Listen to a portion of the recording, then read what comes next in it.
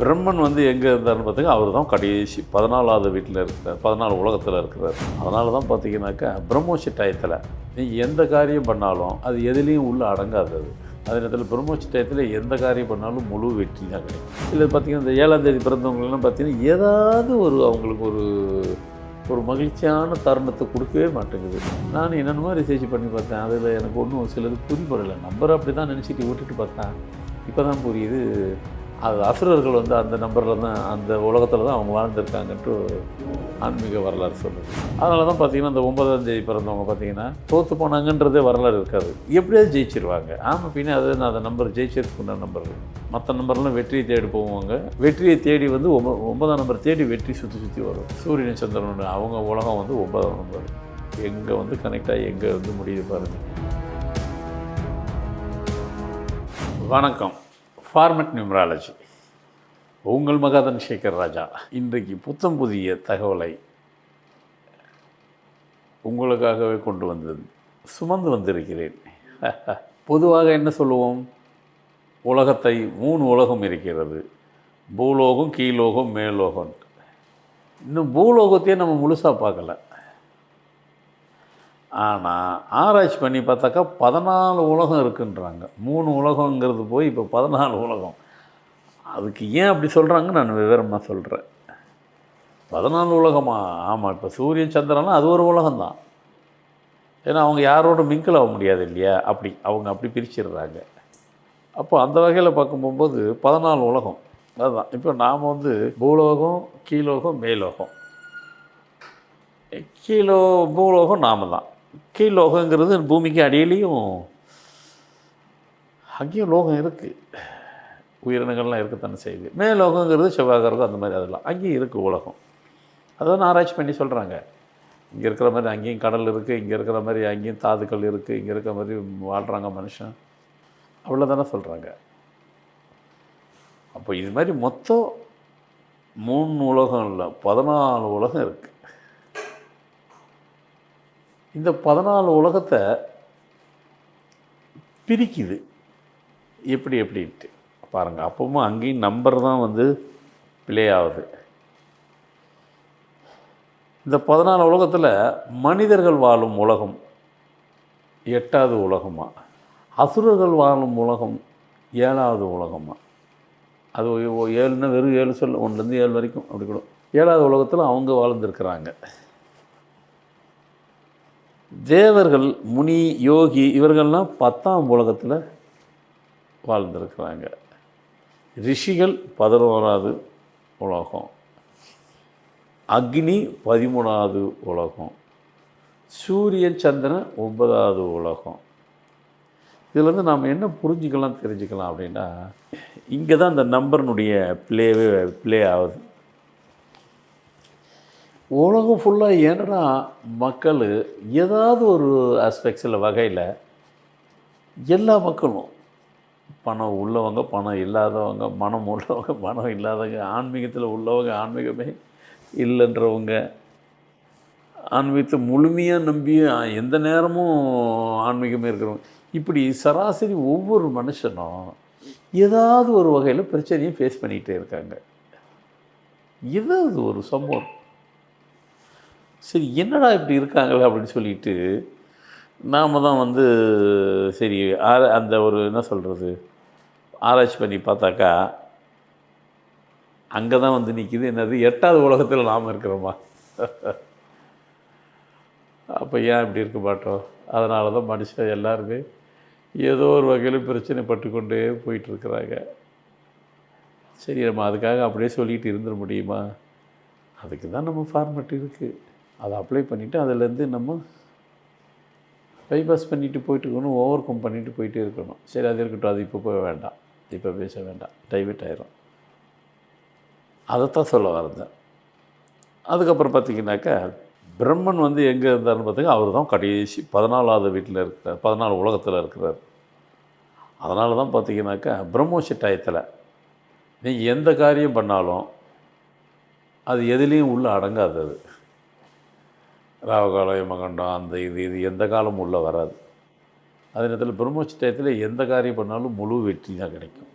Full success தான் இருக்கும். பிரம்மோற்ச டயத்தில் எந்த காரியத்தை எடுத்து செஞ்சாலும், அதனால தான் ஒரு வீட்டுக்கு கூட பார்த்திங்கனாக்கா கிரக பிரவேசம் பண்ணுறதுனா கூட அந்த டயத்தில் பண்ணுறது. யாகம் பண்ணனாலும் பிரம்மோற்ச டைம்.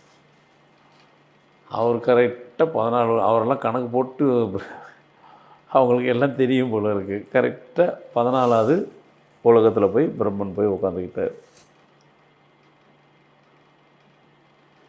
அதனால தான் பாருங்கள், அந்த 8ஆம் இடத்துல மனுஷன் வசிக்கிறோம்.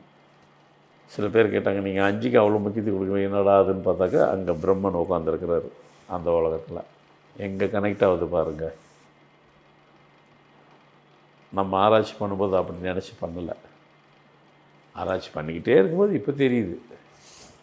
ஏன்னா எல்லாத்துலேயும் ஒரு ரகசியம், ஒரு சூட்சமும் இறைவன் வச்சிருக்காரு, ஒளிச்சு வச்சிருக்கிறாரு. நம்ம அதை தேடி தேடி தேடி கண்டுபிடிக்கும்போது இவ்வளோ ரகசியம் கிடைக்குது. நம்ம தான் முதல்ல இருந்து சொல்கிறோமே, நம்ம ஃபார்முலா நியூமராலஜி, விஞ்ஞானம், விஞ்ஞானம் கூடவே ஆராய்ச்சி பண்ணிக்கிட்டே இருப்போம். வேறு வேலை இல்லை எனக்கு வேலையே இதே தான். ஆராய்ச்சி பண்ணிக்கிட்டே இருப்பேன். வரவங்கள பார்ப்பேன், மீதி நேரம் என்ன வேலைன்னு இந்த மாதிரி ஆராய்ச்சி பண்ணுற வேலை தான். ஆன்மீக வரலாறு ஆராய்ச்சியும் பண்ணுறது, ஆன்மீக குறிப்புகள் எடுக்கிறது, பழசை பார்க்குறது, புத்தகத்தை இப்படியே தேடிக்கிட்டே தேடுதல் இருந்துக்கிட்டே இருக்கேன் என்கிட்ட. அதனால தான் உங்களுக்கு என்ன புது புது தகவலாக கொடுக்குறேன்.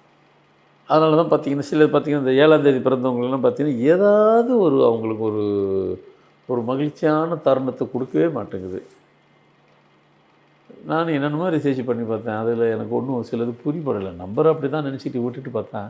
இப்போ தான் புரியுது, அது அசுரர்கள் வந்து அந்த நம்பரில் தான், அந்த உலகத்தில் தான் அவங்க வாழ்ந்துருக்காங்கன்ட்டு ஆன்மீக வரலாறு சொல்லுது. மொத்தம் 14 உலகம் சொன்னோம் இல்லைங்களா? ஒவ்வொரு உலகத்தில் யார் யார் இருந்திருக்காங்க, வாழ்ந்துருக்குறாங்க, இருந்து கொண்டு இருக்கிறாங்க அப்படிங்கிறத ஒரு அனலைசேஷன் பண்ணும்போது அந்த நம்பரும் அங்கே போய் கனெக்ட் ஆகுது. இதனால் இது உலக பெரிய அதிசயத்தை கொடுக்குது அப்படின்னு பார்த்தாக்கா இப்படி இருக்குது. அதேமாதிரி 13ஆம் நம்பரு 13ஆம் நம்பரு ஏன் வந்துட்டு அதிகமாக உங்களுக்கு நான் சொல்லியிருப்பேன். அது 13 ஒவ்வொரு நம்பரும் ஒரு ஆணா பெண்ணான்னு சொல்லும்போது இந்த 13ஆம் எண்ணம் மட்டும் பெண்கள் தான் அதிகமாக இருப்பாங்க. பிறந்தது பர்சன்டேஜாக அவங்க தான் அதிகம் இருப்பாங்க.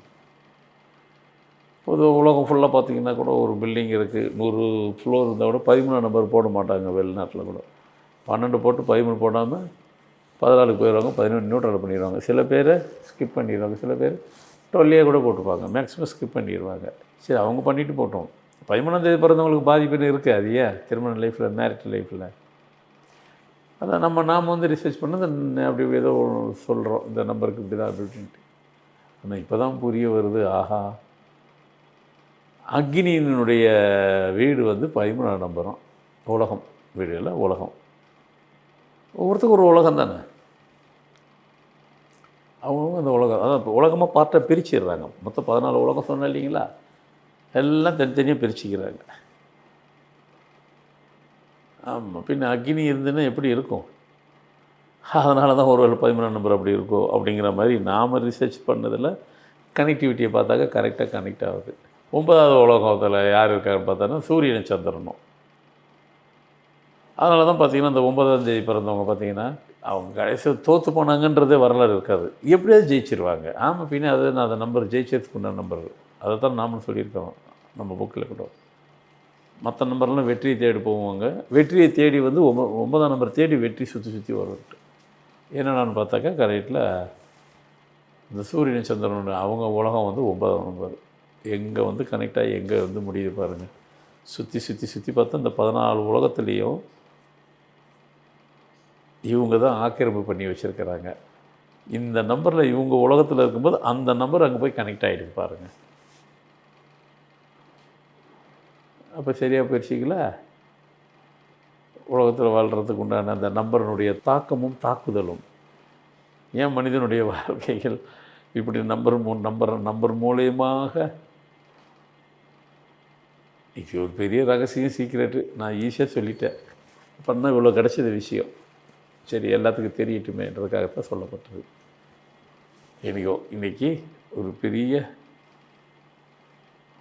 ஆராய்ச்சியை, ஆன்மீக ஆராய்ச்சி இது ஒன்றும் புதுசாக, நான் ஒன்றும் புதுசாக ஆராய்ச்சி பண்ணி புதுசாக இதெல்லாம் நான் கண்டுபிடிக்கல.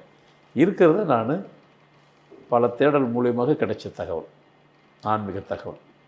கண்டிப்பாக இது உங்களுக்கு நீங்கள் நல்ல பொறுமையாக அனலைசேஷன் பண்ணி நீங்களும் ஒரு சின்ன இது பண்ணி ஆஹா எங்கே வந்து இறைவன் எப்படி கனெக்ட் பண்ணி விட்டுருக்காரு பாருங்கள் நம்பரை. ஆமாம் 14 உலகத்தையோ தனித்தனியாக பிரித்து வச்சு அந்த நம்பரை கரெக்டாக எந்த உலகத்தில் யார் இருக்காங்கன்னு சொல்லிவிட்டு அப்படியே வந்துட்டு மனுஷனோட அந்த உலகத்தை கனெக்ட் பண்ணி எப்படி சேர்த்து வச்சுருக்காரு பாருங்கள். இனி கொடுக்கப்பட்ட தகவல் இது பிரமிப்பூட்டும் வகையில் அனைவருக்கும் இருக்கும் என்று நம்புகிறேன். மீண்டும் புது நிகழ்ச்சியில் புது தகவல் உங்களை சந்திக்க வருகிறேன். நன்றி, வணக்கம்.